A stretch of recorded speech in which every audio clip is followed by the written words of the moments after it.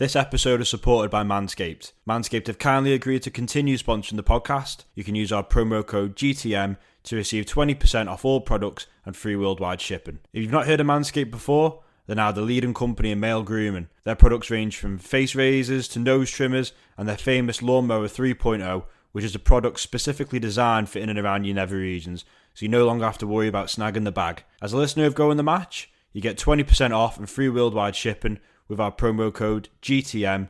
Head over to www.manscaped.com to have a look at all their range of products to grab yourself an absolute bargain. Welcome back to the Go in the Match podcast. Today I'm joined by James Jones of We Are West Ham podcast. James, thanks for giving me time today, mate, and coming on the podcast. No, thanks for having me. Appreciate it. Okay, so I want you to take us back to your childhood following the Hammers. Where were you born and how did your love for West Ham United begin? So I was born sort of on the cusp of northeast London stroke Essex, sort of around sort of Woodford way. So I mean, there's parts of Woodford that are in Essex, parts that are in sort of northeast London. So and I had no choice. Like most football fans, my dad almost sort of forced me. One of my earliest memories of just even like just football in general was my dad saying that if you ever come home from school and tell me you're a Tottenham fan, I'll make you homeless. And I mean, I must have been about 6 or 7, maybe even younger. And obviously, that anyone that age gets terrified when they get told they're going to be made homeless. So I was kind of scared into it. Obviously, he was only joking, but I now realise that now I've got a son, I'll probably be saying the exact same thing to him because I've been a West Ham fan ever since, and my hatred for Spurs is just as strong as my dad's was back then. So yeah. So have you got any sort of memories going to watch West Ham when you were younger and any sort of match day experiences that you can remember? My earliest memory of actually going was, I mean, my dad was so eager to get me to go. Like he wanted to take, like if he could, he would have taken me on the day I was born. Like he just was so desperate to take me to Upton Park, and it got to a point where he was basically bringing me to the game, but bringing my mum on as well, so that she could look after me while he watched the game, just so that like I was there, but you know my mum was there just to help out. And it was my first actual game. My mum was there as well, sort of against her own will. We beat Norwich at home 4-0, and every goal that went in, I cried with fear because of the noise of the crowd and the roar of the goals. And I cried and I hated every single second of it because I was too young. And I have very, very vague memories of that, sort of standing there and just being absolutely terrified. But then my dad just kept taking me, and that was my earliest memory. But I remember going to Upton Park and just loving going with my dad and my uncle, and then obviously as I grew up with my mates and stuff. So yeah, that was my earliest memory, in tears and petrified. And it kind of stayed that way for many, many years because I'm either crying with happiness or crying with sadness when it comes to supporting West Ham. So were you kind of hooked then? Obviously, you started going when you were dead young, and then you kind of just got the bug for it. And obviously, you're touching on there, going with your mates and stuff, and transitioning to obviously, you know, going with your mates and going on the beers and stuff like that. Is that something that you like always wanted to do? Then going to watch West Ham every other Saturday?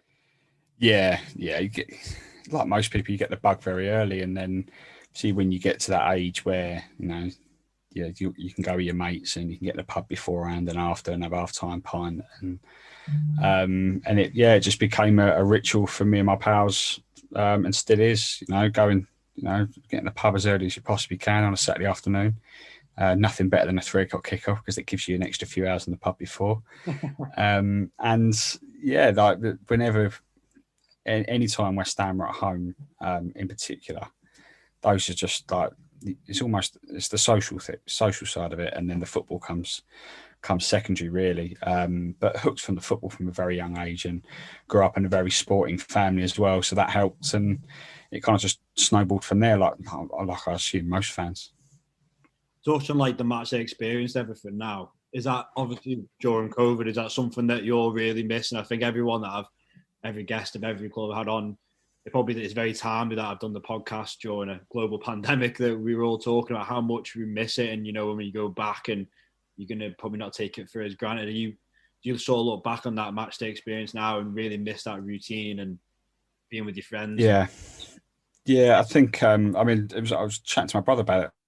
Funny enough, yesterday, because obviously the announcements come out that hopefully by May fans will be allowed to be back in stadiums. Obviously that's the end of the season, so the likelihood is August. Fingers crossed. And we were just saying, that's what we miss, the football, because we're still watching the football. Obviously it's not the same watching every game on TV, but because we're still getting the football, that's fine. But not having the going getting to the pub beforehand, as I've already said, and if we've won, then we're all in the pub straight afterwards, getting the jugs in and having a good night. And even if we've lost, we're in the pub, and it's, for me, nothing beats it. The social side of being a football fan, and it doesn't matter whether you win, lose, or draw, you still can have that good day. And obviously, away days add to it, and that's the number one thing that I've missed, and I'm sure many other fans have missed across the globe, is just being able to enjoy the sport with your mates or with your family, with a pint, and you can kind of you forget everything else in the world, don't you? In those few hours, it's very difficult at the moment to really get away from reality when you're watching it on the box for an hour and a half. You can't really get away from life's problems. Whereas when football's back and you can get in the pub, you can do. So hopefully by August we'll be back. We'll be back doing what we love.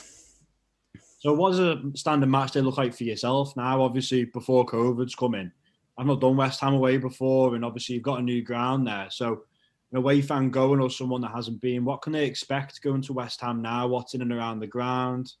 Expect a long walk. It's in the middle.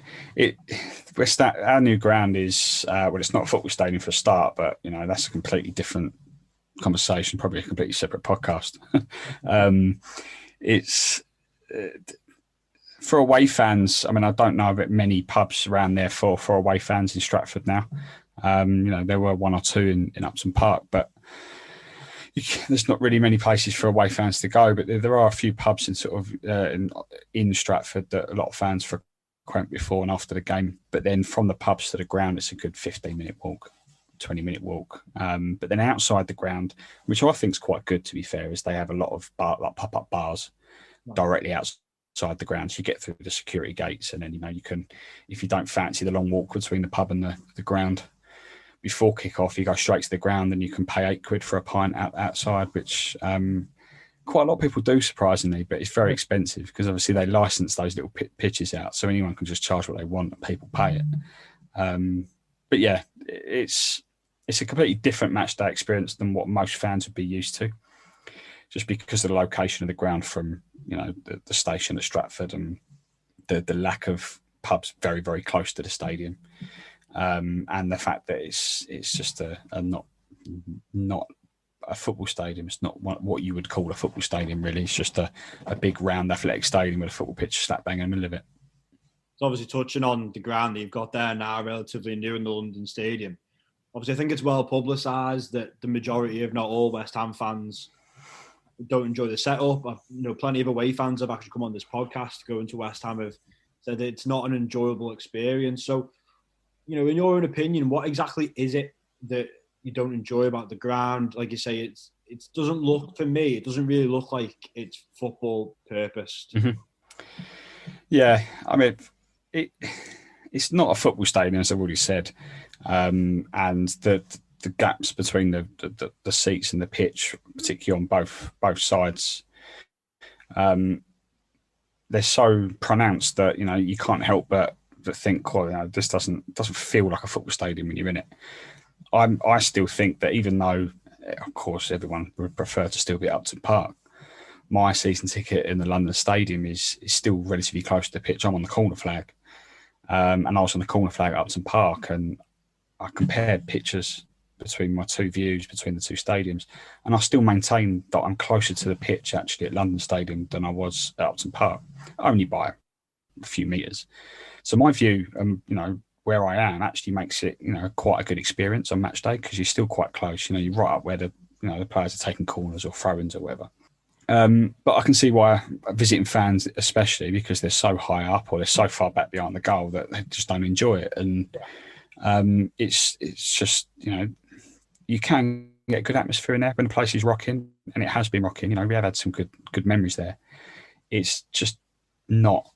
It's not West Ham for a start. Everyone knew Upton Park as being, this great, traditional football stadium, really close to the pitch. Fans get on them, and the London Stadium just doesn't have that. It's almost, it's not authentic for me. Yeah. It's as if they've just kind of forced it to be a football stadium without actually thinking, how can we turn this into a proper football stadium? Not like Man City did at the Etihad when that was for the Commonwealth Games. Yeah. They built that at the beginning, knowing that eventually that would be a football stadium. So they built it purposely for that. Whereas for the Olympics, they didn't know what they wanted it to be afterwards. So they didn't have football in mind. So now we're stuck with this round arena, which just isn't suitable. But, we're stuck with it for the time being. And, we're over the moaning and groaning about it. Obviously, we want improvements made, and they are slowly making improvements. They've squared off behind the goal during the pandemic. They squared it off, so the gaps behind the goal isn't as big. But I think a lot of us, we don't particularly enjoy it, but there's not a lot we can do about it at the moment. So we kind of just get on with it. And if there's anything we haven't missed over the pandemic, it's going to London Stadium. Kind of correct me if I'm wrong then, really. If I put myself in your shoes, I'd probably feel a bit more like detached from the club as a fan. Does it kind of feel like you've been taken away from your home and you've just been, dumped somewhere where you don't want to be? Because if we always had talks of leaving Anfield with our previous American owners, and I think if we'd have done that, I think we'd have really sold our soul, really. And I think staying at Anfield and building on the grounds being a success, and I couldn't imagine being taken away from that. So do you kind of have the same feeling, being detached from the club of fans? I know there's a large percentage of the fans that do feel detached from, the club that they grew up and fell in love with. And I completely understand that. Me, not so much purely because of my own experience with the ground. I don't massively hate going because of where my seat is, and it's not too bad, but I could 100% completely see why other fans would feel that way. Yeah. And although I feel a little bit differently, I would still bite anyone's arm off to go back to Upton Park. And we were forced into the move. The fans weren't consulted the way in which they felt as if they should have been consulted when it came to the move. That the owners, Gold and Sullivan, knew that was going to be their end goal when they bought the ground. They said it in their first press conference after they bought the club that was their view, and that was what they were dreaming to do. So, and when they go to the fans, look, we need to move to this stadium if we want to push on to the next level. If we want to play in the Champions League, if we want to attract the best players, if we want to play in Europe, we need to move stadiums because we can't build Upton Park any bigger than what it is now. And they couldn't afford to build a brand new stadium, so they've gone right, cheapest chips. London Stadium broke a deal of the century and $2.5 million rent a year. I could see the business sense behind it, absolutely, from the owner's point of view, but they didn't think of the fans, and that's why the fans are so angry with the whole thing, because Karen Brady's words were a world-class team for a world-class stadium. Well, we've had 4 relegation battles since we moved in, so it's not a world-class team, and it's not a world-class stadium. Frankly, it's not. So the fans feel lied to, and that's been the crux of all the issues that a lot of people would have seen over the last 4 years at the club. So touching on other grounds now, I know you've done your fair share of away days over the years as well. Have you got any particular grounds that you enjoy going to yourself, and any sort of stories or experiences that you've got? So I'm a rare breed of football fan that I haven't been away as often as many of my mates, and my mates give me a lot of stick for it. Over the years, the way sort of my work commitments and stuff kind of led to me only really going to home games. I've been away. It was only until last season that every away game I'd been to, we'd lost. I went to Watford away last year and we won that 3-1, and that was the first away game in probably sort of 20 or 30 that we'd actually won. And it got to the point where my mates were like begging me not to go. Like, don't go, Jay, don't leave it. Just please don't go. But we won. I went over to Slovenia to see us in Europa League qualifiers against Domzali, lost that 2-1. And I thought, God, I'm never going to see us win. If we can't beat Domzali, I'll come all the way over to Slovenia for it. What was that experience like in going to Slovenia? What was that like? Well, that was a weird experience for me because a mate of mine worked for Betway, our shirt sponsors, and he managed to wangle me onto the team's plane to fly out there. Right. They were actually in pre-season in Switzerland, and he picked me up from a hangar at Stansted. In the team plane, it was empty, just me, him, and a few other people. We were flying over to Slovenia, and they were getting a bus from Switzerland to Slovenia to meet us there. So we flew over to Slovenia in this empty private jet. And I'm talking in a private hangar at Stansted. And I mean, that was an experience and a half. And then 2 nights at a hotel in Slovenia. The first day we got there, we met up with all the West Ham fans right on the river. Slovenia, it's Ljubljana, it's their capital. Beautiful city. We're right on the canal. And just joined up with the West Ham fans for the day and just drank way too many beers and just had a good time. And then the following day, went to the game, spent the first half behind the goal with all the West Ham fans, the second half in the director's box. And it was a great experience, a strange experience, because then afterwards we flew back to Stansted straight after the game with the West Ham squad. Mark Noble wasn't very talkative on the flight back, understandably. But yeah, it was a good experience. It was my first experience of seeing us abroad. And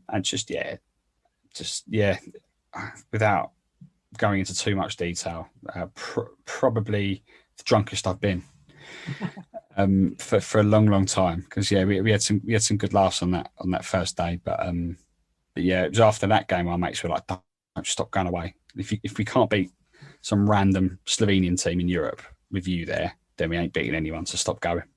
That's what it's all about, isn't it? So yeah. I wanted to kind of touch on the owners that you've got at the club.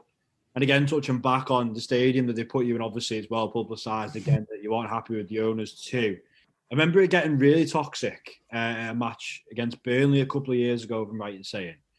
And where the fans were protesting at the ground, and just kind of want to get your thoughts on the ownership and how frustrating, again, that's been as a fan. Massively frustrating, because we've already spoken about it. They've taken us from Upton Park to London Stadium and not delivered on a number of the promises that they made the fans regarding that move. You know, they promised us that we would be challenging. And I'm not saying challenging for the title or getting to the semi-finals of the Champions League or even getting in the Champions League, but just challenging at the right end of the table. And we weren't. You know, we had that great final season at Upton Park where we almost got into the top 4. One of the best seasons in my lifetime. And it almost set the tone. Right, brilliant. We've had that season.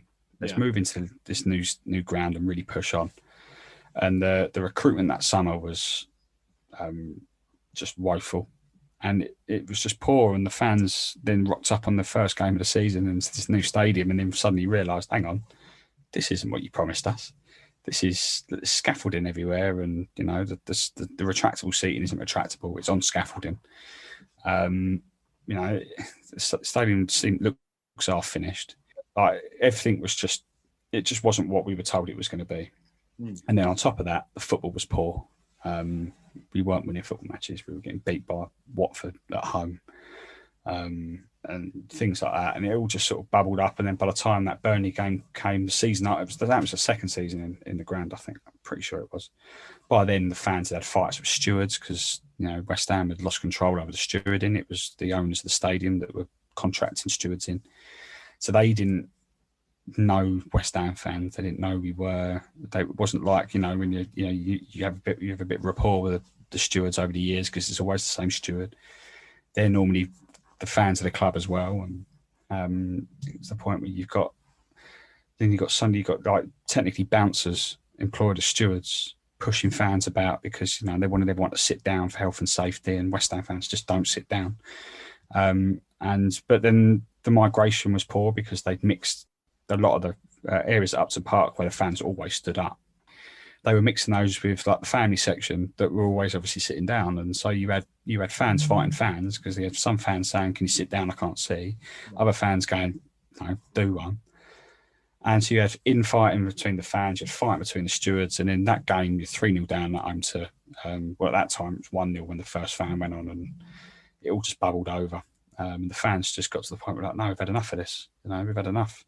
It's not what we were sold, sold a dream, and all we got was lies and everything else. So, and it's bubbled over, and it's still, even though we're doing better on the pitch now, there are still protests being planned as we speak. So as soon as we're back in the ground, the fans still want the owners out. There's a saying amongst the fans that it's support the team, not the regime, and that will, we could get in the Champions League this year, and the fans will still want the owners out. It's a relationship that can't be repaired anymore, which is a shame, because that would be a great achievement for the owners to oversee West Ham in the Champions League. But for us, it's what they've done. Stadium move, lack of investment in the training ground is another one. Again, we could do another podcast on this alone, really. But there's just so many things that have just built up over and over and over and over to the point where now West Ham is like, it's done. Sell the club, get out. So yeah, that's pretty much that in a nutshell. It kind of reminds you of a Newcastle fan on our second. Very similar.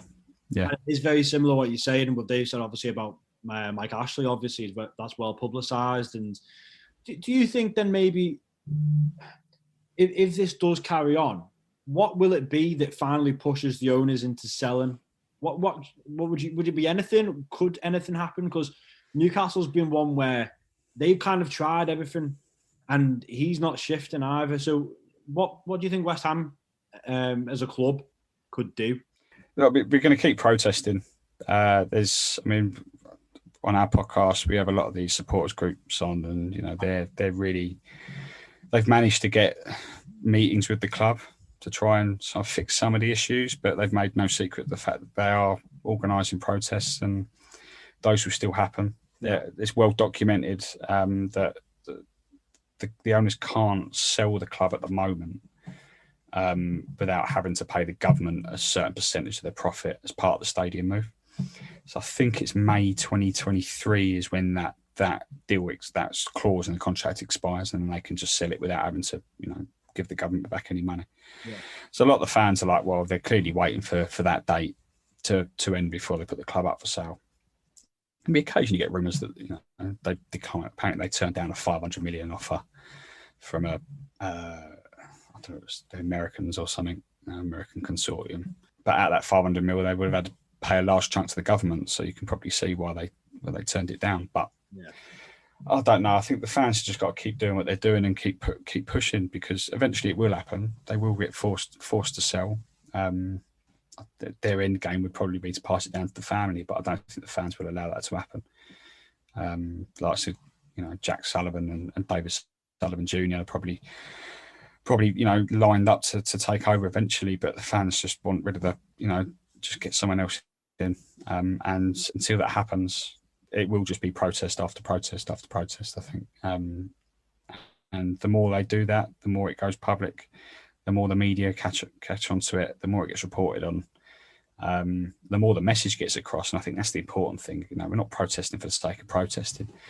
And Newcastle fans will feel the same, in that, there's a lot of people that don't understand, think, oh, what are you protesting for? Stop moaning. So that goes deeper than that. As soon as you get the media on side, that's when the pressure really gets on the owners to start doing something. So that's the end game. And hopefully in the next couple of years, the fans will get their wish. So as we're well aware, West Ham have had a massive trophy drought as well. I feel like I'm just absolutely ridiculing the club at the moment.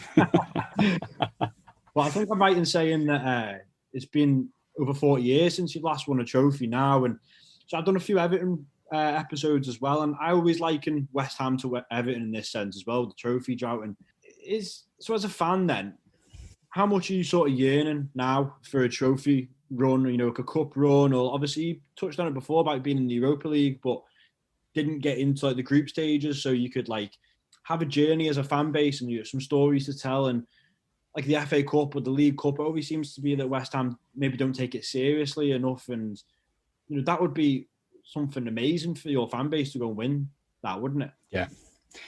Yeah, I think that's the one thing as well that fans get frustrated with a lot is that um, so many times over the years we've gone out of cups, whether that's the League Cup or the FA Cup, to lower league opposition, and everyone knows that lower league opposition will up their game against Premier League clubs. It's happened for over 100 years. It's going to keep happening.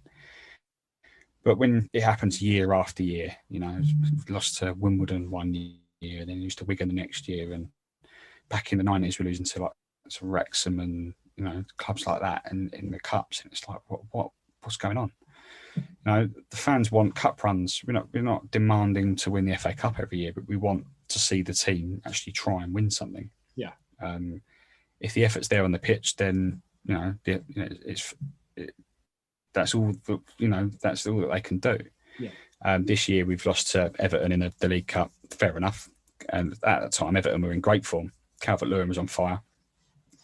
And Man United in the FA Cup 5th round. So this year, okay, a little bit like, that's annoying, a bit frustrating, but we can't really complain because David Moyes went for it. He went, particularly the FA Cup, went for it.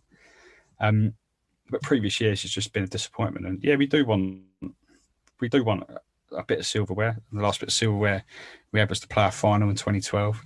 If you can call that silverware, I mean, I do. But yeah, it's a difficult one. Like 3 FA Cups. The FA Cup's the one the fans want. We've only got 3 FA Cups in our history, and the fans think or believe that we should have more. As a club like West Ham should have more FA Cups in its name. Yeah, definitely. So yeah, again, that's part of the whole London Stadium promise and stuff like that. Will be challenging, and we just haven't. This year we did. The last year at Upton Park we did. Admittedly, we got to the 6th round of the FA Cup, lost to Man United that year as well. So that was okay, fair enough. Yeah, and especially after our last FA Cup final in 2006, lost to Liverpool in penalties, 2-0 up. The famous Gerrard final. Still breaks my heart to this day. Just even thinking about it. But yeah, it's just looking back and just knowing how close we were then. Just going, we should be looking to compete there again, and get back to another cup final. And the trouble is, normally if you get to a cup final this year, you meet Man City, who just are relentless and will just stick 6 past you regardless. But yeah, it is on fans' minds. It always is. And even if we can just get into the Europa League and have a go at that, something different would be nice. But the League Cup. Before I know I keep talking, but the League Cup is the one that every club outside the top 6 should be trying so hard to win. Definitely. It baffles me that more clubs outside the top 6. The top 6 can do it with their B team. We see City do it 4 years in a row. And they go for it because they know get your first trophy on the board early doors, and it sets the tone for the rest of the season. Yeah, the rest of the top 6 can do it with their kids half the time and get pretty far. Anyone outside that top 6 in the Premier League should be doing all they can to win that trophy. It baffles me that a lot of them put their kids out from the 2nd round and just go, we'll see what happens. And that's the trophy that West Ham should be targeting first and foremost. For me, yeah, okay, we want the FA Cup. Everyone wants the FA Cup. Go for the League Cup. Get something on the board. We'll see. It does feel as though something's beginning to happen at West Ham. So maybe we're getting closer. So looking forward to the future now. Then obviously currently doing really well under David Moyes. And what would you kind of say is maybe the backbone to the recent form at West Ham? It's difficult to put a finger on because we're not there seeing it firsthand. But I think the number one thing that every West Ham fan has noticed is the togetherness within the squad. I think a number of players have even commented it publicly. That, I think Aaron Cresswell, Declan Rice has definitely said it, but I think Aaron Cresswell said it first, is that the players look forward to going to training now. They look forward, they jump out of bed and can't wait to get to training and see the boys and have a laugh and train. I can't remember the last time a West Ham player even hinted that they enjoyed playing for the football club. It's mad. And, when you've got players like Aaron Cresswell, who last year was probably his worst season at the club in terms of form. A lot of fans expected him, didn't really expect to see the best of him again. And this year he's been one of our best players because, David Moyes has instilled that belief into a lot of the players that were out of form last year and were beginning to probably, look like they were going to be sort of on their way out of the club because they've been around for a while. And now they're back in the team. Ogbonna, Creswell, Antonio's another one. He's just completely breathed a new lease of life into him. And it's also managing expectations. So many times that when new managers come into football clubs, particularly at West Ham, and they go, right, we're going to do this, we're going to do that. We're good enough to be in Europe. Yeah, that's the target. David Moyes has gone, I'm not setting any targets. I've got targets in my head, and the players know what my targets are, but I'm not promising the fans anything. Yeah. And he actually said that. I'm not promising the fans anything. We're not going to give anyone false hope. We're just going to keep doing what we're doing, keep being good at what we know we're good at, and then we'll see where we end up at the end of the season. And that's managed fans' expectations from the off. Yeah. Which probably makes the season we're having now even better because we're like, we weren't expecting this. We weren't told to expect this. If anything, we were expecting another relegation battle. And here we are in the top four with, 13 games to go. So all of that kind of has for me, has been the key to two areas. But then the recruitment's been a lot better under Moyes. Souček being the big one. Yeah. Soufal, Bowen, Benrahma. Just 4 players already, just 4 players that have just added work rate, heart, grit in midfield. And there's that clip from Soufal after we lost to City at the weekend. It was like we lost the cup final. He was on his knees, head in his hands, and we'd only just narrowly lost 2-1 at the Etihad, and he's like as if we'd just been relegated. And that's the sort of things West Ham fans love. It's like just a little bit of heart. David Moyes has brought that, and I think everything else on top of that has kind of all fallen into place because Premier League footballers aren't bad footballers. They just need to be managed right, and every football club can do similar things because you don't become a Premier League player by luck. They're all very, very good players. It's just moulding them into the right team and getting them into the right mentality. And I think David Moyes has done that perfectly. It's a bit of a random one. I kind of wanted to get your thoughts on now. Obviously, West Ham's academy is well known to be one of the best academies in Britain and produced the likes of Lampard, Ferdinand, Joe Cole over the years, to name a few. Obviously, there's still youth coming through now, and I kind of wanted to understand from a fan's point of view how tough it's been producing all that talent, but then the club usually selling it on to the likes of Chelsea and seeing these boys come through the ranks. And you touched on there the team now just showing a bit of heart and grit and determination. But then they sell the players on. Has that been quite hard to see as a fan? Yes and no. I think, years ago, in the era of Lampard, Rio Ferdinand, Michael Carrick, those players, the feeling was that when you're getting offered back in the day, I think, 18 million for Rio Ferdinand.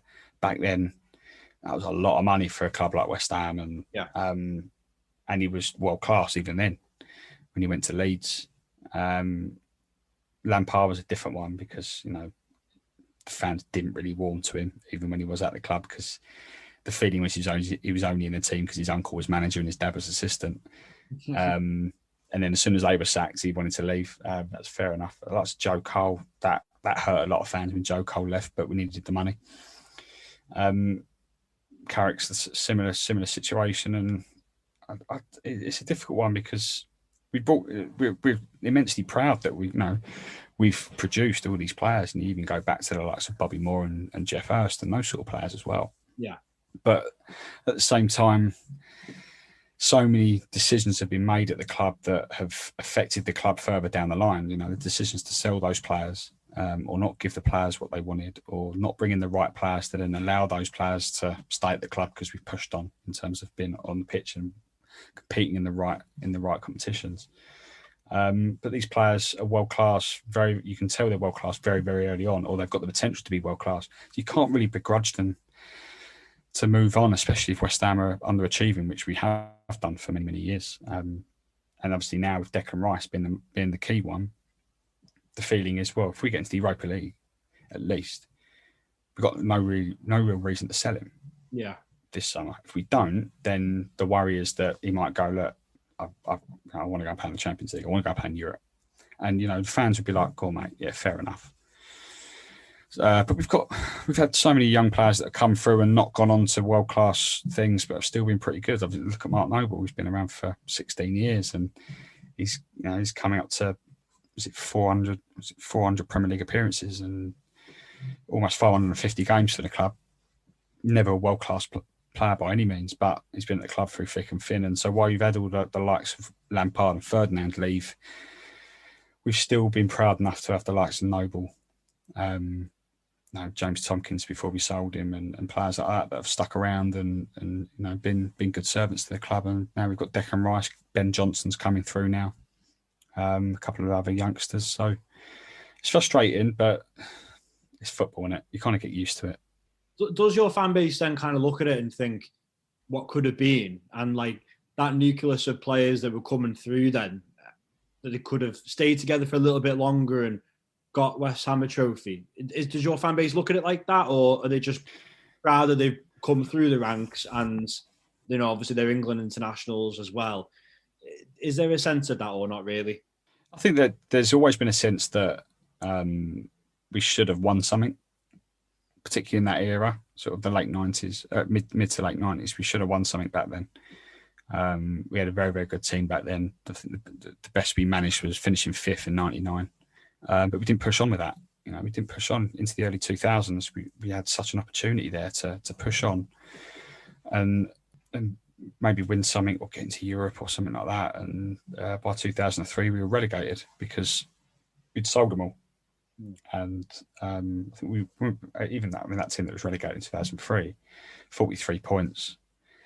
That had the likes of Di Canio in, Glenn Johnson, Michael Carrick, Trevor Sinclair, I believe. So it had a really, really, really good team. David James in goal. And so many youngsters in and around that squad, and we just didn't use that to its potential. There is that frustration that we missed a huge opportunity. Everyone talks about, that team could have won the Premier League because look what they've gone and done. I don't think that's true. But we should have at least, I don't think we even got anywhere near a cup final during that. That's how much we underachieved with those players. So you produce content yourself, obviously, through We Are West Ham podcast. And is that something that you've always wanted to do, always something that you've knew you were going to set up, or how did you get into setting that up? So I've worked in football media for about 8 or 9 years. Did sports journalism at uni.